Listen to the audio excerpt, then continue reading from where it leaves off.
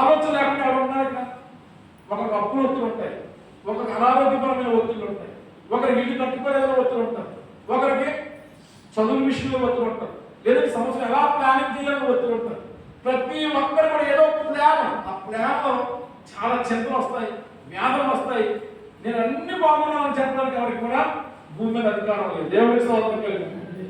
ఇన్ని ఒత్తిడుల మధ్య, ఇన్ని భయంకరమైనటువంటి స్థితిగతుల మధ్య దేవుడు పెట్టారా ఎలా మనం జీవించాలి అనేది ఇక్కడ మనకి చూస్తే దావీదు జీవితం గురించి మనం చక్కని చాలా మంచి అవగాహనతో కూడినటువంటి వాక్యాన్ని ప్రబోధించాడు. దేవుడి స్తోత్రం కలిగింది.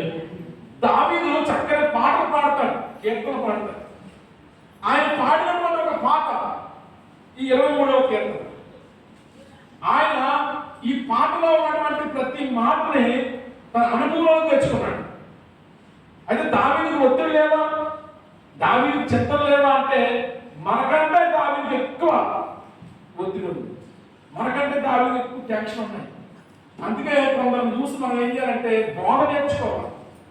మన ముందున్నటువంటి మన పెద్దలు, లేదంటే బాగా బతికిన వాళ్ళు, లేదంటే పరిశుద్ధమైన భక్తులు పెట్టి మనం ఏమి నేర్చుకోవాలి. వాళ్ళు ఎలా బ్రతికేరు, నేను ఎలా బ్రతకాలి. కొంతమంది పాడైపోయి ఉంటారు, తాగుబోతులు, తిరిగిపోతులు, వాళ్ళ కుటుంబాలు పాడు చేసుకుంటారు. వాళ్ళకి పెట్టిన సాక్ష్యాలు కంటే వాళ్ళు అలా జీవించారు, నేను అలా జీవించకూడదు అని కొంతమంది చూసిన బుద్ధి నేర్చుకోవాలి, కొంతమంది చూసి బోధ నేర్చుకోవాలి. లోతు భార్య వల్ల నేను ఉండకూడదు, అబ్రహాము వల్ల నేను ఉండాలి.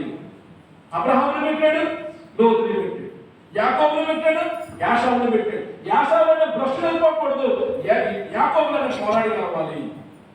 యాకోబు ఏం చేసిందో దాన్ని స్వీకరించాలి, యాషావు ఏం చేసిందో దాన్ని వదిలేసుకోవాలి. ఇదే పరిశుద్ధంగా చెప్పే నాకు దేవుడి స్తోత్రం కలిగింది.